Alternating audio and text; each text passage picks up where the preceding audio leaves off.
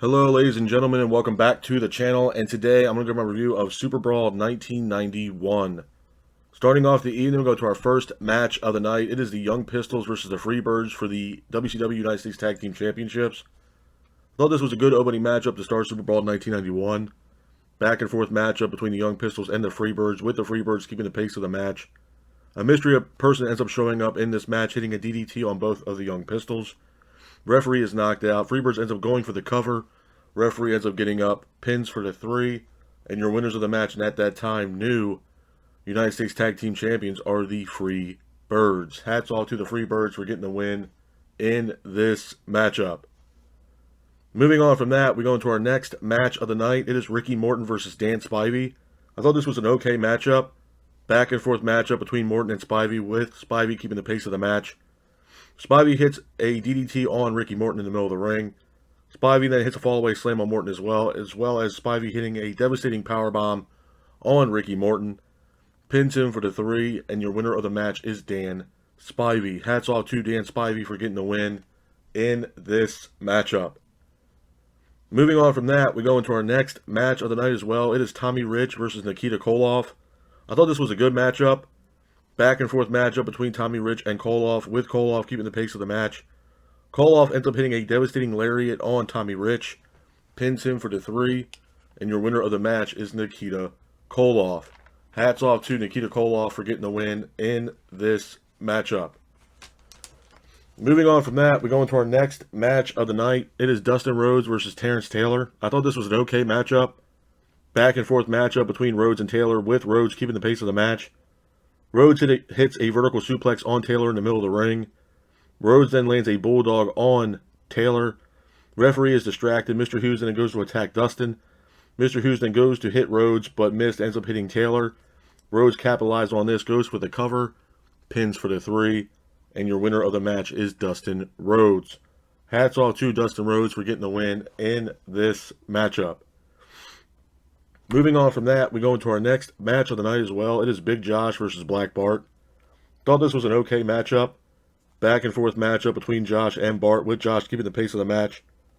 Josh and Bart both exchange in the middle of the ring, with Josh ultimately hitting the finish on Black Bart, pins him for the 3, and your winner of the match is Big Josh. Hats off to Big Josh for getting the win in this matchup. Moving on from that, we go into our next match of the night. It's a glorified squash match. It is Oz versus Tim Parker. Number one, I thought Oz was probably one of the worst created characters ever in all of WCW, or professional wrestling for that matter. Even when he came out to the ring, you saw like Dorothy and like the Lion and the Tin Man and all this stuff, and the Wizard of Oz literally come out to the ring with Oz. I thought it was cheesy as all hell, to be honest with you. It was probably Kevin Nash's worst ever character of all time, in my honest opinion. Like I said, this was a glorified squash match. Oz ultimately hits the finish on Parker, pins for the 3, and your winner of the match is Oz. Hats off to Oz for getting the win in this matchup. Moving on from that, we go into our next match of the night. It is a taped fist matchup. It is Brian Pillman versus Barry Windham. I thought this was a good match. Back and forth matchup between Pillman and Windham, with Pillman keeping the pace of the match. Pillman hits a drop kick on Windham, sending Windham off the top rope. Pillman then lands devastating chops on Windham in the middle of the ring, but Windham ultimately hits a superplex on Brian Pillman, pins him for the 3, and your winner of the match is Barry Windham. Hats off to Barry Windham for getting the win in this matchup. Moving on from that, we go into our next match of the night as well. It's a stretcher matchup. It is El Gigante versus Sid Vicious. I thought this was an okay matchup. Back and forth matchup between Gigante and Vicious, with El Gigante keeping the pace of the match.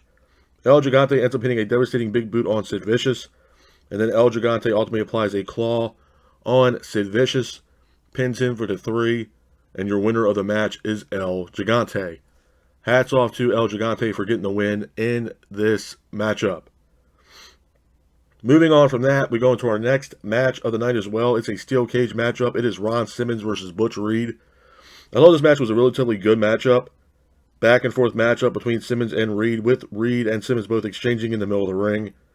Simmons was keeping the pace of the match, but Reed hits a elbow drop off the top rope on Simmons. Reed then hits a fist drop on Simmons as well in the middle of the ring. Reed then ultimately hits a pile driver on Simmons for a near fall. Reed hits a neck breaker on Simmons. Teddy Long then throws something into the ring, but Ron Simmons ultimately hits a spine buster, pins for the 3, and your winner of the match is Ron Simmons. Hats off to Ron Simmons for getting the win in this matchup. Moving on from that, we go into our next match of the night as well. It's for the WCW Tag Team Championships. It is Lex Luger and Sting versus the Steiner Brothers. I thought this was a great match. Back and forth matchup between both teams. Lex ultimately hits a power slam on Rick Steiner. Lex then hits a lariat on Rick as well. Lex hits a press slam on Rick Steiner. Scott gets involved in the match, hits a double underhook powerbomb on Sting. Scott then hits an overhead belly-to-belly suplex off the top rope. Sting then hits a tombstone on Scott. Sting ultimately hits a Stinger Splash in the corner. Nikita Koloff is here. Nikita goes to hit Sting, but ends up hitting goes to hit Lex Luger, but ends up hitting Sting. Scott then goes for the cover, pins for the 3, and your winners of the match, and still at that time, WCW Tag Team Champions are the Steiner Brothers. Hats off to the Steiner Brothers for getting the win in this matchup. Moving on from that, we go into our next match of the night. It is Arn Anderson versus Bobby Eaton for the WCW Television Championship. Number one, I thought this was a great match. Back and forth matchup between Anderson and Eaton, with Arn keeping the pace of the match. Eaton then lands devastating strikes on Arn. Arn then hits a spine buster on Bobby Eaton for a near fall. Eaton then hits a leg drop off the top rope, pins for the 3, and your winner of the match, and at that time, new WCW Television Champion, is Bobby Eaton. Hats off to Bobby Eaton for getting the win in that matchup. Moving on from that, we go into our next match of the night. It is the main event of Super Brawl 1991. It is Ric Flair versus Tatsumi Fujinami for the WCW Heavyweight Championship. Number one, I thought this was a great match. Ric Flair and Fujinami are absolutely legends. Flair lands devastating chops on Fujinami in the middle of the ring. Fujinami then applies a Boston Crab on Flair, but Flair breaks the hold. Flair then applies his signature figure 4 leg lock on Fujinami, but Fujinami breaks the hold. Flair and Fujinami both exchange in the middle of the ring. Fujinami then applies a sharpshooter on Ric Flair. Flair then breaks the hold. Flair then hits a knee drop on Fujinami, and then Flair ultimately hits a roll-up on Fujinami, pins him for the 3, and your winner of the match, and at that time, still WCW World Heavyweight Champion, is Ric Flair. A couple of things I want to say about Super Bowl 1991, man, before I get out of here. This was a solid event. I'm not going to sit here and say this was the best event WCW ever put together, but it damn sure was not the worst. The opening matchup, Young Pistols versus the Freebirds for the United States Tag Team Championships, it wasn't a bad match. I wish it was a clean finish, in my honest opinion. Ricky Morton versus Dan Spivey, it was an ultimate squash match, man, in my honest opinion. I mean, Dan Spivey completely destroyed Ricky Morton in that matchup. Tommy Rich versus Nikita Koloff, it was a decent match.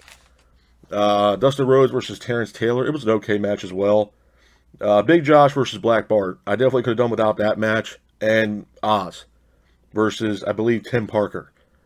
The Oz character was just awful. It was horrendous. And like I said earlier, it was probably one of the worst characters ever created in all professional wrestling, in my honest opinion. One of the worst. And just the way he came out to the ring, man. Like I said, it was like Dorothy and Lion and Tin Man and all this stuff from the Wizard of Oz. And it was like exactly from a scene. It looked like a scene from Wizard of Oz, in my honest opinion. It was awful. I don't know who created that character for Kevin Nash, but it was horrendous.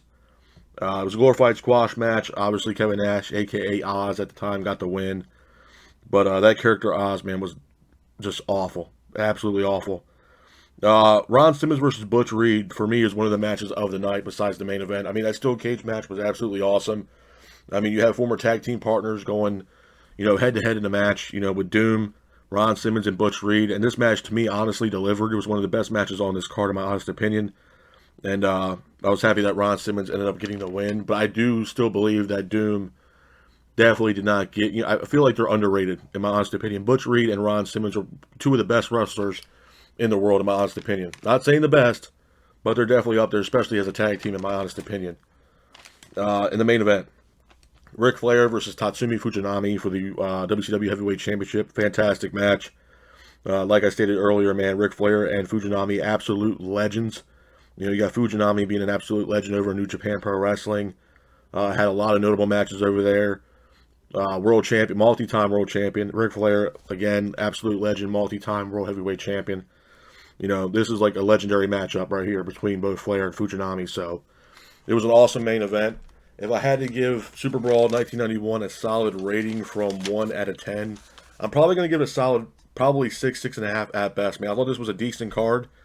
There was a couple matches I could have done without, but Super Brawl 1991, I'm definitely giving it a rating, probably 6, 6.5 at best. But this is my review of Super Brawl 1991. I hope you guys are out there staying safe, be careful, and remember, stay classic. Peace.